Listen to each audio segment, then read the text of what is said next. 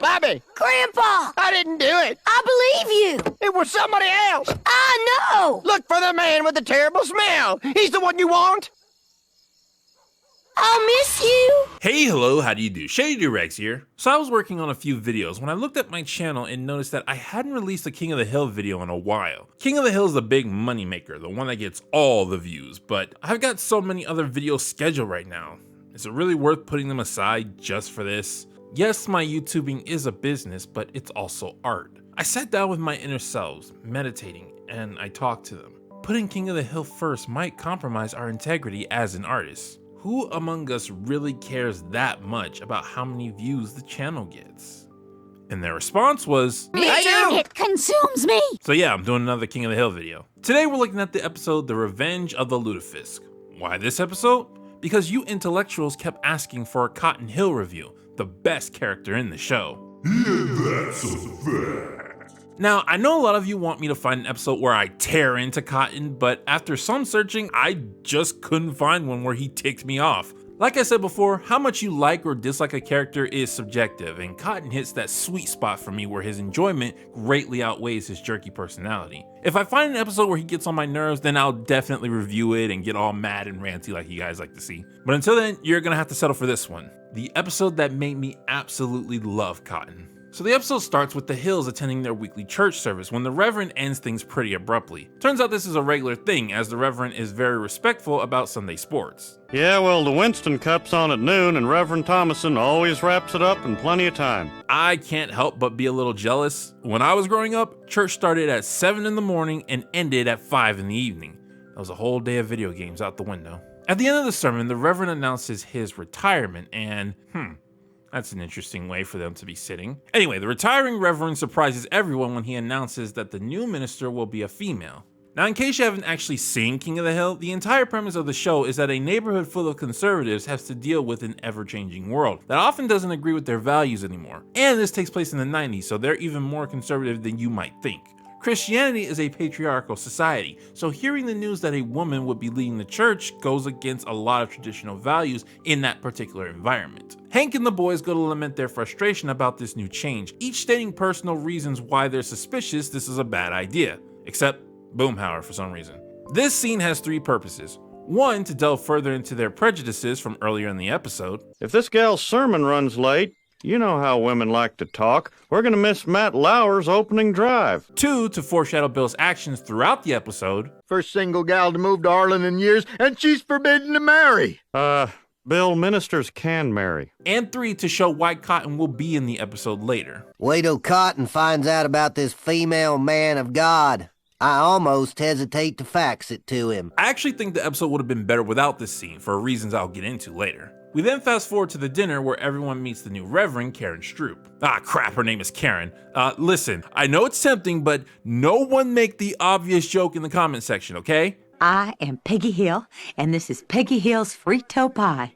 It is a traditional Texas recipe that I found on a bag of Fritos. This joke is really funny, and I really want to explain why, but I can't because if you have to explain the joke, then that makes it a lot less funny. Reverend Stroop shows off her own recipe for the potluck, the lutefisk, to which everyone in the room shows disgust for. Bobby, being Bobby, not only eats the lutefisk, which he openly says smells terrible, but decides to scarf it all down while hiding under the table. I now know why Bobby is the least conservative in the Hill family, because that boy ain't right. Meanwhile, Hank is getting to know his new Reverend and is asking all the important questions. You're a football fan? Seriously though, how are you fixed for propane? Hank, my man, you're doing an awesome job at the comedy, but there is no way you're gonna top what Peggy did earlier. A lot of female ministers don't last too long down here. Yeah, it gets pretty hot in the summer.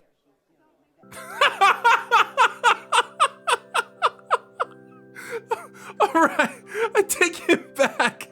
Hank, you win the joke war. Eventually, Reverend Stroop makes her way back to the lutefisk, but finds it missing. Everyone searches and finds the dish in the trash where Bobby hid it since he ate it all. Did anyone get to try some? What should be noted is how the atmosphere is making Bobby feel guilty. Reverend Stroop just wanted people to try her dish. She probably would have been flattered if Bobby spoke up and said he ate it all. But all Bobby knows is that he wasn't supposed to eat the whole thing and that everyone was making a commotion when they couldn't find it. So he keeps his mouth shut, hoping he won't be found out. People around Bobby start to drive guilt in, talking about how what he did was an attack on Reverend Stroop. It's sort of an odd way to attack a gal, to throw out her favorite fish. But I doubt that there is anything that could have hurt that woman more. So it's the next day, and Reverend Stroop continues to make Bobby feel guilty, not knowing he was the one who did it. Bobby wants absolutely no one to know what he did, but his stomach is trying to rat him out. So he has to think of a reason to leave without giving away he's going to the bathroom. Ma, I left a shoe in the car. Be right back. And the Hills don't bat an eye at this because, again, Bobby is just a freaking weird kid, especially in the early seasons. While Bobby is emptying his tank, the man of the hour arrives. Let us pray.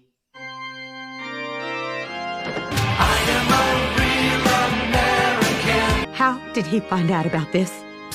Colonel, I saved you a seat. See, this is why I think that other part should have been left out. The joke here would have been funnier if the episode hadn't already told us that Dale was going to tell Cotton. Let's everyone rise and hug the person next to you.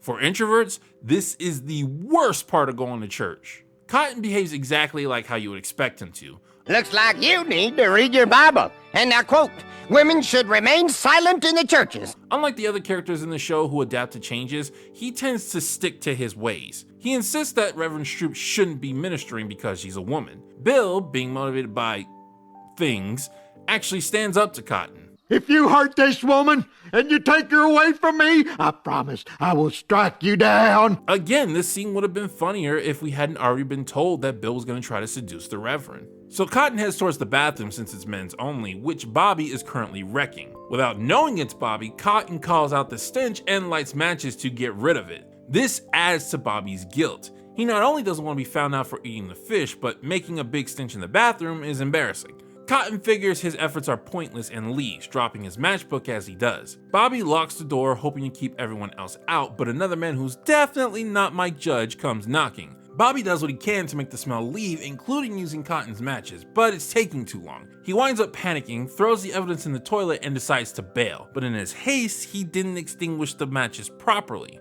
What's that smell? Fire! I just spoke to the arson investigator. His investigation points to arson. You know, the humor in that line didn't quite hit me until just now. Someone did this because they don't want a woman minister. Ooh, look at that altitude. Man, Reverend Stroop caught some serious air jumping the gun like that. Eventually, Bobby is able to put two and two together and figure out that it was him who caused the fire, and the guilt eats away at him. Bobby, you haven't even touched your arroz con chicken. Okay, Peggy, normally I think your broken Spanish is funny, but I have a personal attachment to arroz con pollo since I had to make it in high school for my Spanish class, so that one actually hurt. So everyone continues to accidentally make Bobby feel more and more guilty, and eventually the next sermon comes around. We are all brought together today by hate. Oh, I hate hate. PC culture in a nutshell. Hate that makes an innocent little boy stop eating. That's right. Would Bobby Hill please come up to the microphone? I take it back. This is the worst part of church for an introvert. Reverend Stroop announces that the matchbook that started the fire has been found, and everyone in the Hill family can immediately tell who it belonged to, including Cotton, who tries to make a run for it. But before he can get too far, he's caught by what the people in my native tongue refer to as the po-po.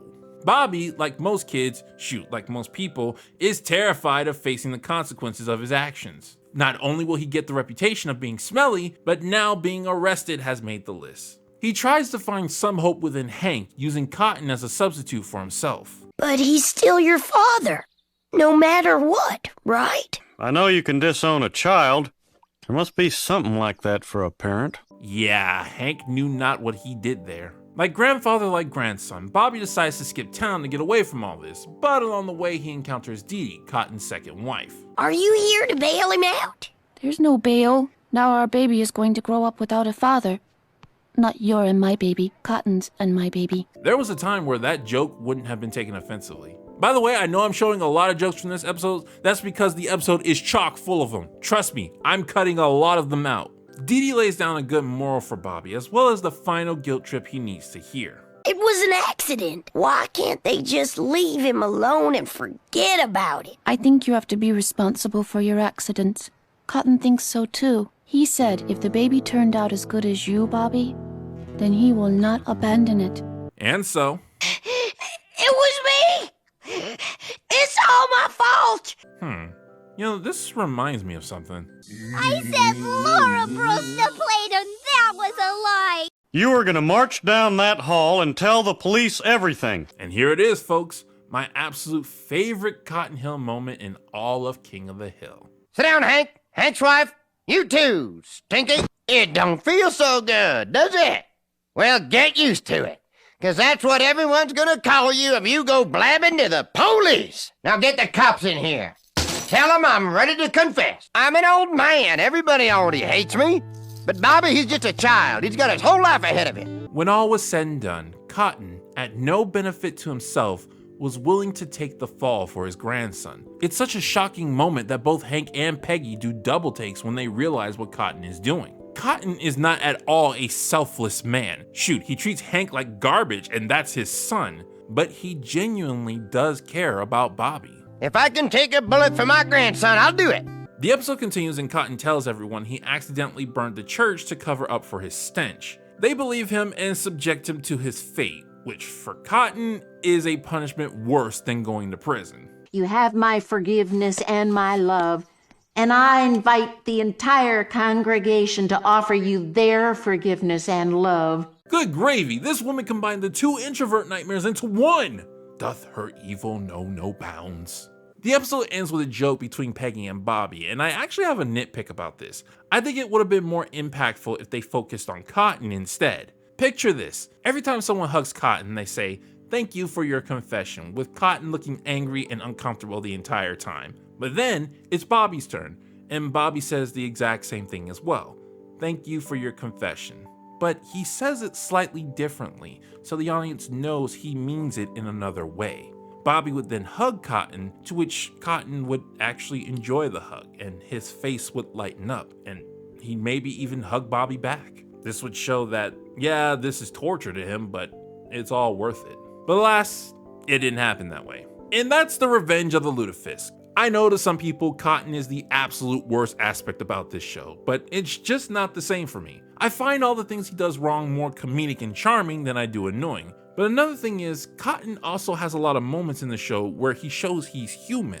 When a character throughout a show who is monstrous shows that they're human, it's a lot more impactful than someone who does it every single episode. It doesn't make Cotton a good person or excuse his other behaviors, but it does make it more believable to know there's at least one thing in the world he cares more about than himself. Taking the bullet for Bobby just for the pure sake that he doesn't want his grandson's life to be ruined is an undeniable act of love. I mean, you can argue it wasn't the right thing to do, but you can't argue he did it for selfish reasons. After all, greater love hath no man than this, that a man lay down his life for his friends. I mean, Cotton didn't die, but it's basically the same thing, right? This has been Shady Doorags. So long, farewell, Auf Wiedersehen, goodbye.